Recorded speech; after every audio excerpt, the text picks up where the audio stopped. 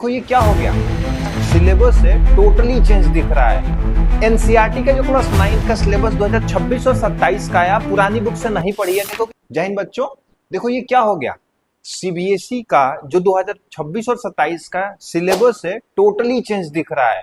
अब जो सिलेबस मिला है 12 चैप्टर की जगह 15 चैप्टर मैथ में बढ़ा दिए गए हैं। साइंस का एक चैप्टर हटा दिया गया है। सोशल स्टडी में क्लास 11 से टॉपिक को क्या किया गया, उठाया गया है। तो टोटल सिलेबस जो चेंज हुआ है उसको हम क्या करेंगे, इस वीडियोस में देखेंगे। एनसीईआरटी का जो क्लास 9 का सिलेबस 2026 और 27 का है, आप पुरानी बुक से नहीं पढ़ी है, क्योंकि नया सिलेबस में आपका फिजिकल एजुकेशन को भी क्लास 11th से जोड़ा गया है। ज्योमेट्रिक मीन्स जो क्लास 11th का चैप्टर है मैथमेटिक्स का, उसको क्लास 9th में ऐड किए गए हैं। उसको हम क्या करेंगे अभी समझेंगे, ठीक है।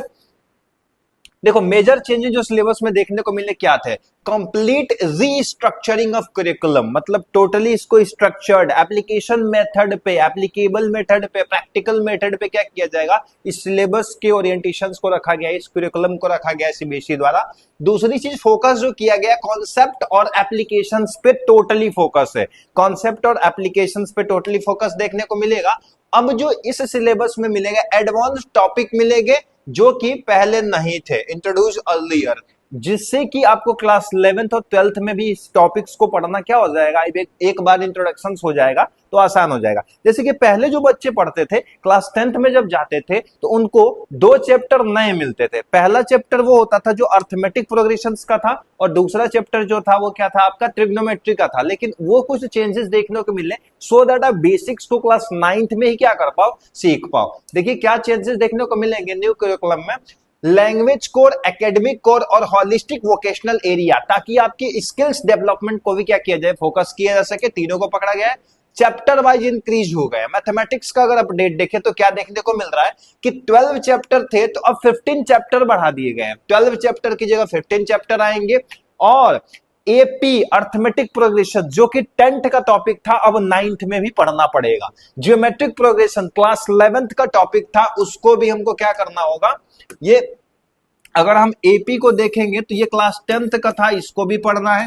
जीपी को देखेंगे तो क्लास 11th का टॉपिक है, इसको भी पढ़ना है। और लीनियर इक्वेशंस जो क्लास 10th का था अब क्लास 9th में ही हमको क्या किया गया, इंट्रोड्यूस किया गया। ये बहुत बड़ा बदलाव है जो कि लेकर के आ गया सीबीएसई के द्वारा, जिसमें कि हम क्लास 9th में ही 10th के कुछ बेसिक्स को क्या कर चुके होंगे, जान चुके होंगे।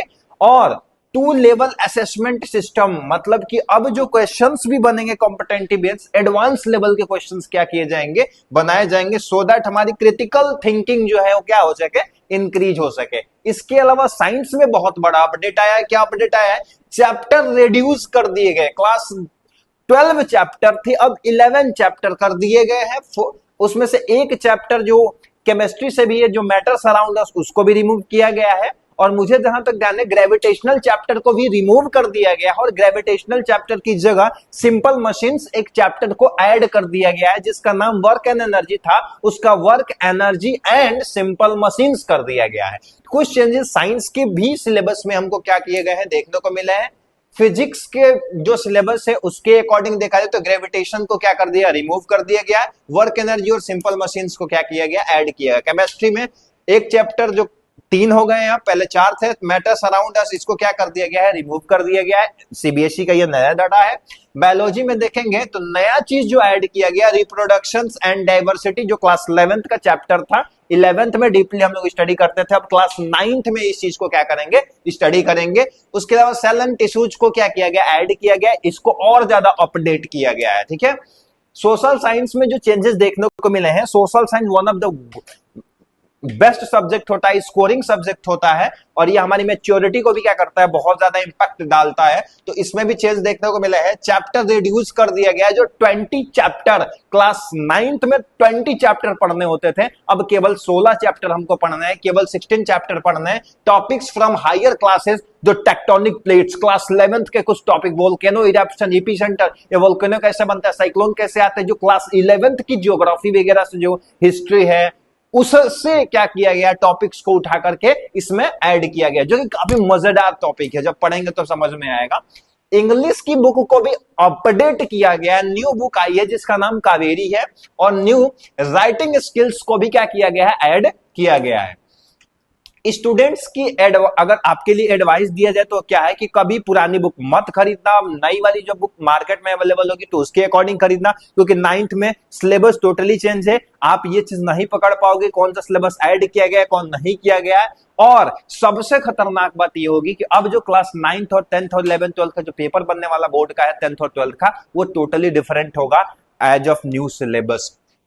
और उसके अलावा जब सिलेबस चेंज होते हैं तो सबसे पहली चीज जो देखने को मिलती है, हमारे पास पीवाईक्यूज नहीं रहेंगे। तो पीवाईक्यूज नहीं रहेंगे तो हमारे लिए प्रिपरेशन करना थोड़ा कठिन हो जाता है। ठीक है, किसी भी बैटलफील्ड का जीतने का एक ही तरीका है, पहला सिलेबस पढ़ो, दूसरा पीवाईक्यूज पढ़ो, कुरुक्षेत्र को जान गए अब युद्ध करो। लेकिन यहां पे हमारे पास केवल सिलेबस से पीवाईक्यूज नहीं है तो हमें ये प्रॉब्लम देखने को मिलेगी। ठीक है, do not by old book से नहीं पढ़ना, फोकस करना कॉन्सेप्ट और अंडरस्टैंडिंग पे और prepare for the higher difficulty level, critical thinking को इंक्रीज करना है, उस चीज को देखना है। क्योंकि अब जो सिलेबस लेके आए हैं क्लास 9th का वो वैसा नहीं है जैसा कि पहला था। टोटली प्रैक्टिकल चैप्टर से, नया चैप्टर से, बहुत मजा आएगा पढ़ने में। जिस तरीके से एनसीईआरटी और बोर्ड ने सोचा है, लेके आए सोच करके, उम्मीद है कि ये सिलेबस बहुत ज्यादा इंपैक्ट डालेगा जिस उद्देश्य से लाया गया है, क्रिटिकल थिंकिंग को इंक्रीज करने के लिए। और जिसके अनुसार हमें कुछ चैप्टर्स को ऐड भी किए गए हैं और हमारे जो फिजिकल एजुकेशन को भी इसमें इंक्लूड किया गया है। कुछ नए चैप्टर सोशल स्टडीज में भी हमको देखने मिलेंगे सोसाइटी के अकॉर्डिंग, तो वो चैप्टर्स को पढ़ेंगे और नए मॉडर्न इंडिया का क्या करेंगे, हम निर्माण करेंगे। ठीक है।